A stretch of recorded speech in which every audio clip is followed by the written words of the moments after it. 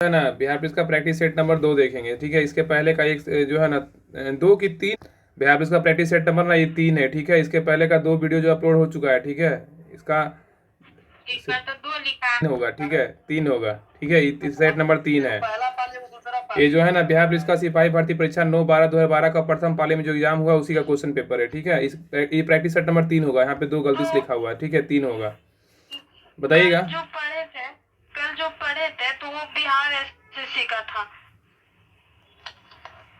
पढ़ते हैं पता न चलता है। चलिए ठीक है, जो भी है सेट नंबर 1 या 2 देखना पड़ेगा। ठीक है ना, सेट नंबर 3 है। ठीक है, सेट नंबर 3 बताइए। क्वेश्चन नंबर 1 है, ये पेपर जो हुआ था ना 9/12/2012 का प्रथम पाली का पेपर है। बताइएगा कि राज्यसभा के सदस्यों की नियुक्ति कौन करता है? बताइए कौन करेगा? राज्य के विधानसभा के सदस्य करता है। राज्यसभा के सदस्यों की नियुक्ति कौन करता है? राज्यों की विधानसभाओं के सदस्य करते हैं। ठीक है, तो राज्यसभा के सदस्यों की नियुक्ति कौन करते हैं? तो राज्यों की विधानसभाओं के सदस्य करते हैं। नेक्स्ट है दाछेस मतलब सार्क की वर्तमान सदस्य संख्या कितनी है? तो क्या होगा? 8 है। सार्क में कितने सदस्य है? तो 8 है। सार्क का मुख्यालय कहाँ है? तो काठमांडू में है। सार्क का स्थापना कब हुआ था? हाँ, सार्क का स्थापना जो 1982 में हुआ था। ठीक है, टोटल 8 देश है। नेक्स्ट बताइएगा कि महात्मा गांधी ने कौन सी पत्रिका शुरू किया था? क्या होगा? हरिजन। भारत में भूदान व ग्राम दान आंदोलन किसने आरंभ किया था? आचार्य विनोबा भावे ने किया था।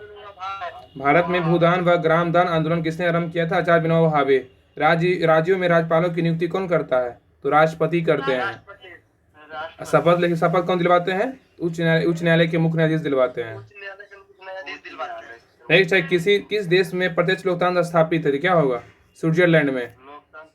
किस देश में प्रत्यक्ष लोकतंत्र स्थापित है? स्विट्जरलैंड में। भारत में संपूर्ण क्रांति का आह्वान किसने किया था? जयप्रकाश नारायण ने किया था।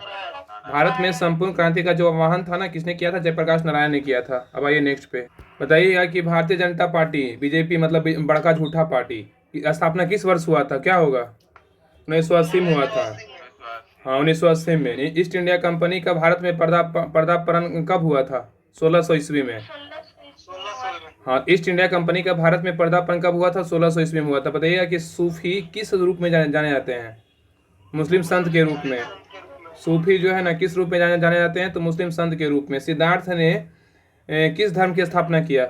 बौद्ध धर्म का। थियोसॉफिकल सोसाइटी की स्थापना किसने किया? एनी बेसेंट ने।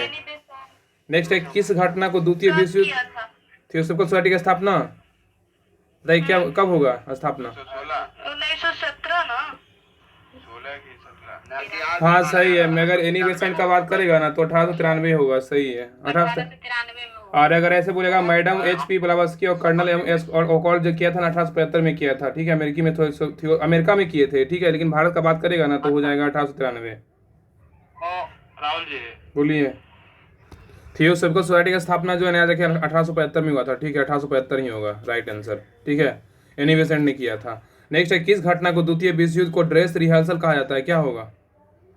स्पेन का गृह युद्ध। ठीक है, बोल रहा है किस घटना को द्वितीय विश्व युद्ध का ड्रेस रिहर्सल युद्ध कहा जाता है? स्पेन का गृह युद्ध। स्वराज पार्टी का प्रथम सम्मेलन कहाँ हुआ था? इलाहाबाद में हुआ था। स्वराज पार्टी का प्रथम सम्मेलन कहाँ हुआ था? इलाहाबाद में हुआ था। नेक्स्ट किस आंदोलन के दौरान महात्मा गांधी ने असहयोग आंदोलन को नारा दिया था? क्या होगा? खिलाफत आंदोलन। किस आंदोलन के दौरान महात्मा गांधी ने असहयोग आंदोलन को नारा दिया था? खिलाफत आंदोलन। अब आइए नेक्स्ट बताइए कि सविनय अवज्ञा आंदोलन की शुरुआत कब हुआ था? बताइए। 1930 ईस्वी में। सविनय अवज्ञा आंदोलन की शुरुआत कब हुआ था? 1930 में। नेक्स्ट ईश्वर चंद्र विद्यासागर ने किस क्षेत्र में सहयोग दिया था? क्या होगा? ईश्वर चंद्र विद्यासागर ने किस क्षेत्र में सहयोग दिया था? बाल विवाह में दिया था। नेक्स्ट है किसका उपनाम सीमांत गांधी था? क्या होगा? खान अब्दुल गफ्फार खान। किनका उपनाम सीमांत गांधी था? खान अब्दुल गफ्फार खान। नेक्स्ट है विश्व जल दिवस कब मनाया जाता है? 22 मार्च को मनाते हैं। विश्व जल दिवस को मनाते हैं 22 मार्च को। कौन सा उपकरण वायुदाब मापने हेतु प्रयुक्त होता है? क्या होगा? बैरोमीटर। कौन सा जो उपकरण है ना वायुदाब मापने हेतु प्रयुक्त होता है? बैरोमीटर। नेक्स्ट है कौन सा वायुमंडलीय परत जो सूर्य के पराबैंगनी विकिरणों से हमारी रक्षा करती है? क्या होगा? ओजोन मंडल। कौन सी वायुमंडलीय परत जो सूर्य के पराबैंगनी विकिरणों से हमारी रक्षा करती है? ओजोन मंडल। बताइएगा कि सरदार सरोवर बांध किस नदी पर स्थित है?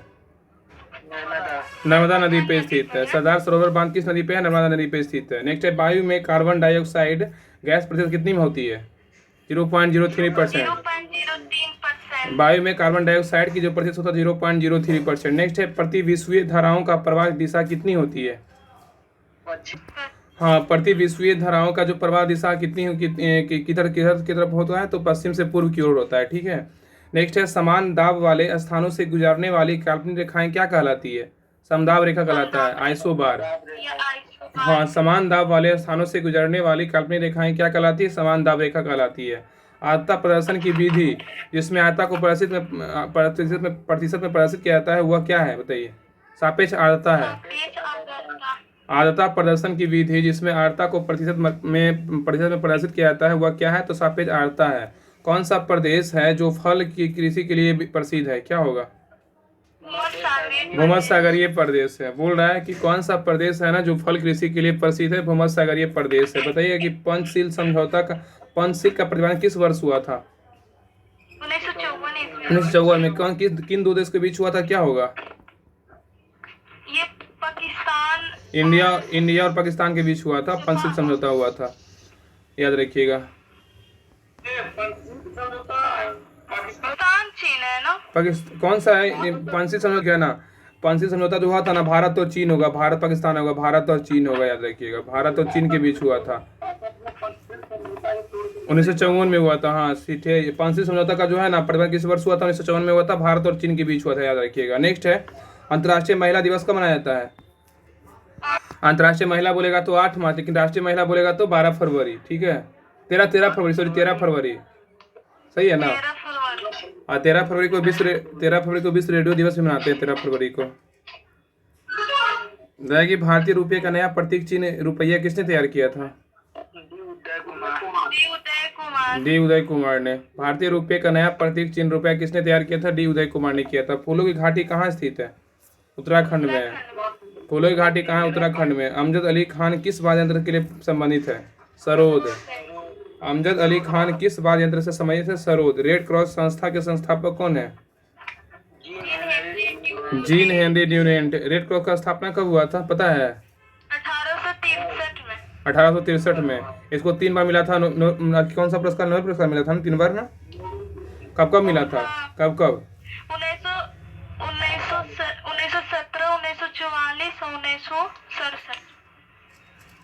17 कंफर्म है। 3 बार मिला था ना, 3 बार 17, 1917, 1944। ठीक है, 1944, 1963 में 3 बार मिला था। 1963 में 17, 44, 63 में मिला था, याद रखिए। रेड क्रॉस का जो नोबेल पुरस्कार मिला था 3 बार, 17, 44, 63 में मिला था 3 बार।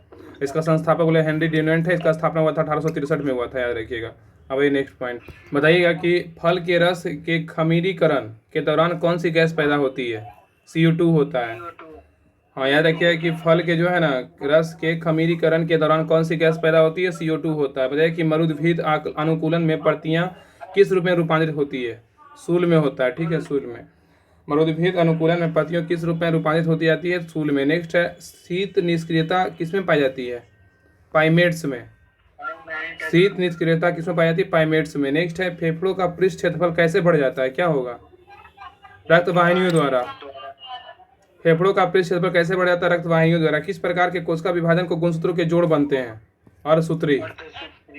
हाँ, किस प्रकार के कोशिका विभाजन के गुणसूत्रों के जोड़ बनते हैं? अर्धसूत्री। गुआनिन और साइटोसिन किनके द्वारा जुड़े रहते हैं? 3 हाइड्रोजन बंध से। गुआनिन और साइटोसिन किनके द्वारा जुड़े रहते हैं? 3 हाइड्रोजन बंध से। नेक्स्ट है मेढक टेडपोल किस रूप में अनुकूलित होता है? एमोनोटेलिक में। मेढक का टेडपोल किस रूप में अनुकूलित होता है? तो एमोनोटेलिक में। नेक्स्ट है एक अवतल लेंस के सामने एक वस्तु रखी जाएगी तो कैसी प्रतिबिंब बनेगी? क्या होगा? सीधा। एक अवतल लेंस के सामने एक वस्तु रखी जाएगी तो कैसी प्रतिबिंब बनेगी? सीधा बनेगा। नेक्स्ट है जब ध्वनि तरंगे चलती है तो ये अपने साथ ले जाती है क्या? ऊर्जा।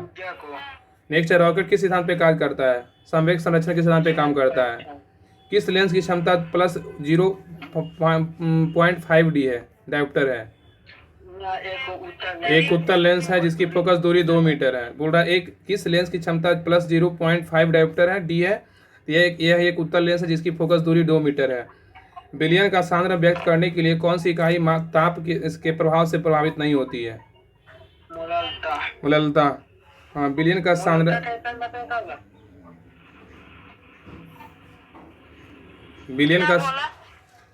बोल रहा है कि प्रभावित नहीं होती। विलयन का सांद्र व्यक्त करने के लिए कौन सी इकाई ताप के प्रभाव से प्रभावित नहीं होता? मोलता नहीं होता है। नेक्स्ट है एल्कीन्स का सामान्य सूत्र क्या है?